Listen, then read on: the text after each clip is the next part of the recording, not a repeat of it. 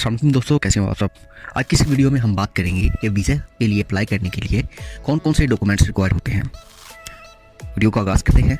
तो सबसे पहले हमारे पास एक ऐसा वैलिड पासपोर्ट होना चाहिए जिसकी ड्यू डेट में अभी 6 मंथ्स परे होना चाहिए, मतलब कि जिसकी एक्सपायरी अभी 6 माह दूर हो। इसके अलावा जो दूसरी चीज़ हमारे पास आ जाती है वो है वाइट बैकग्राउंड में पिक्चर्स। ठीक है, कई जगह पर ब्लू बैकग्राउंड वाली पिक्चर भी चलती हैं। वो वीज़ों के हिसाब से होता है कि आप किस कंट्री के लिए अप्लाई कर रहे हो। इसी कंट्री के लिए कोई एम्बेसी 2 पिक्चर्स मांगती है, कोई 4 मांगती है और कोई 10 मांगती है। लेकिन मैं आपको रिकमेंड करूँगा कि आप हमेशा वाइट बैकग्राउंड में ही पिक्चर अपनी क्लिक करवाएं। इसके बाद जो तीसरे नंबर पे हमारे पास डॉक्यूमेंट आता है उसमें है रिक्वेस्ट लेटर। रिक्वेस्ट लेटर आपको, अगर आप कोई भी ट्रैवलिंग वीज़ा लेना चाह रहे हैं, मतलब विजिट वीज़ा, तो उसके लिए आपको किसी भी कंपनी का ऑफर लेटर या अपने, अगर आपकी कोई शॉप है या आपका कोई भी कारोबार है, तो उसके लेटर पैड पे एक एप्लीकेशन आपको नोट करनी होती है। ठीक है, कि आपका पर्पज़ क्या है, आप किस लिए जा रहे हैं अदर कंट्री में, या अगर आपके पास इन दोनों में से कोई भी चीज़ें नहीं हैं, आप किसी भी लोकल शॉप से भी लेटर पैड बनवा सकते हैं। ठीक है, जो बहुत सस्ता 50-100 रुपये में बन जाता है। इसके अलावा अगर आप स्टूडेंट हैं और आपने किसी फॉरेन यूनिवर्सिटी में एडमिशन लिया हुआ है तो उसके लिए आपको COE रिक्वायर्ड होती है, जो कि आपको यूनिवर्सिटी में एडमिशन के बाद ही मिलती है। मतलब कि पहले आप एडमिशन के लिए अप्लाई करते हैं, देन जब आप फ़ी सबमिट करवाते हैं उस यूनिवर्सिटी की, उसके बाद वो आपको COE अलॉट करती है, जिसकी बेस पे आप वीज़ा के लिए अप्लाई करते हैं। इसके बाद चौथे नंबर पे हमारे पास जो डॉक्यूमेंट आता है उसमें हमारा CNIC है, जो कि आपने एक ही A4 साइज़ पेपर पे फ्रंट और बैक उसकी फ़ोटोकॉपी करवा लेनी है। अब जो नेक्स्ट हमारे पास 5th नंबर पे डॉक्यूमेंट आता है वो है हमारा बैंक स्टेटमेंट। अब बैंक स्टेटमेंट कुछ कंट्रीज़ में और कुछ वीज़ा की रिक्वायरमेंट के हिसाब से 3 मंथ की चलती हैं, कहीं पे 6 मंथ और कहीं पे 1 साल की। तो आप जब भी बैंक स्टेटमेंट के लिए जाएँ, अपने बैंक से पिछले अपनी जो रिक्वायरमेंट है वीज़ा की, उस हिसाब से स्टेटमेंट निकलवा लें। लेकिन मैं रेफर आपको यही करूँगा कि आप स्टेटमेंट की जगह मेंटेनेंस लेटर निकलवाएँ। मेंटेनेंस लेटर किस तरह होता है कि उसमें आज तक आपने जिस बैंक से मेंटेनेंस लेटर निकलवा रहे हैं, उसमें जब से आपका अकाउंट बना तब से लेके अभी तक टिल द डेट तक आपकी जितनी भी रिसीविंग और सेंडिंग हुई है आपके अकाउंट से अमाउंट, उस सब की डिटेल होंगी कि आपने इतने टाइम तक ये अकाउंट यूज़ किया है, उसमें इतनी इतनी ट्रांजेक्शन्स आपने की हैं। इसके साथ, इस लेटर के साथ, इस पर आपकी जो ब्रांच है बैंक की, उसके स्टैंप होगी और साथ में मैनेजर के साइन होंगे, जो कि वेरीफाई करेगा कि हाँ ये लीगल डॉक्यूमेंट है। इसके बाद जो हमारे पास 6 नंबर पे डॉक्यूमेंट आता है उसका नाम है कैरेक्टर सर्टिफिकेट। कैरेक्टर सर्टिफिकेट के लिए आपको पुलिस स्टेशन जाना पड़ता है, जहाँ से आपकी सारी वेरिफिकेशन होती है कि आपके ऊपर कोई भी पिछले कुछ सालों में किसी किस्म का कोई FIR तो नहीं दर्ज।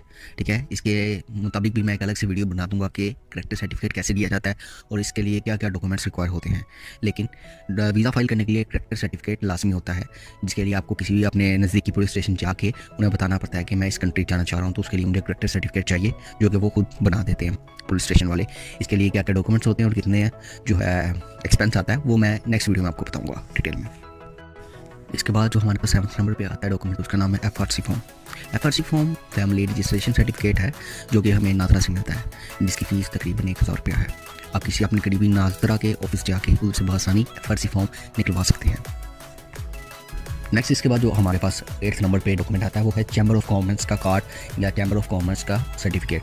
इसकी ज़रूरत उस शर्ट पे पड़ती है कि इन केस अगर आप बिजनेस मैन है और किसी बिजनेस टूर पे जा रहे हैं या आप जस्ट विजिट के लिए अदर कंट्री पे जा रहे हैं, दैन उस सूरत में आपको इस कार्ड की या इस सर्टिफिकेट की ज़रूरत होती है। इन केस अगर आप स्टूडेंट है तो आपको इस सर्टिफिकेट की ज़रूरत नहीं है। इसके अलावा जो 9th नंबर पे हमारे पास डॉक्यूमेंट आता है वो है पोलियो वैक्सीनेशन कार्ड। ये भी कुछ जो है एम्बेसीज वो रिक्वायर करती हैं, लेकिन ज़्यादातर एम्बेसी की रिक्वायरमेंट में पोलियो वैक्सीनेशन कार्ड नहीं होता। लेकिन अगर आप वीज़ा लगवाना चाह रहे हो और फर्स्ट वीज़ा, तो मैं तो यही सजेस्ट करूँगा कि आप अपने डॉक्यूमेंट्स पूरे ही भेजें। आप क्योंकि कंफर्म नहीं, किसी भी टाइम एम्बेसी के जो रिक्वायरमेंट्स है वो चेंज भी हो सकती है, तो इसलिए आप पहले ही एहतियातन तौर पे अपनी पोलियो वैक्सीनेशन कार्ड बनवा के वो भी साथ अटैच जरूर कीजिएगा। ये बासानी आपके किसी भी डिस्ट्रिक्ट के किसी भी हॉस्पिटल से आपको बन सकता है। आप इजीली उधर जाकर उन्हें बोल दें कि आपको पोलियो वैक्सीनेशन कार्ड चाहिए, वो आपका एक टेस्ट करके पोलियो का, उसके बाद आपको अपने हॉस्पिटल के स्टैम्प लगा के कार्ड बना देंगे। इसके साथ साथ अब 10वें नंबर पे हमारे पास जो डॉक्यूमेंट आता है उसमें होटल बुकिंग और एयरलाइन टिकट। लेकिन एयरलाइन टिकट की अभी मैं बात नहीं करूँगा, सबसे पहले हम बात करेंगे होटल बुकिंग की। जो लोग विजिट वीज़ा के लिए अदर कंट्रीज़ जाते हैं, स्पेशली छोटी कंट्रीज़ में, जिनका वीज़ा का टाइम पीरियड तकरीबन 15 से 20 दिन में जिनका वीज़ा लग के आ रहता है बआसानी, जिनमें ये UAE टाइप कंट्री या अरबिक ममालिक से, तो उनमें जो है होटल बुकिंग की जो रिक्वायरमेंट है वो लाजमी होती है।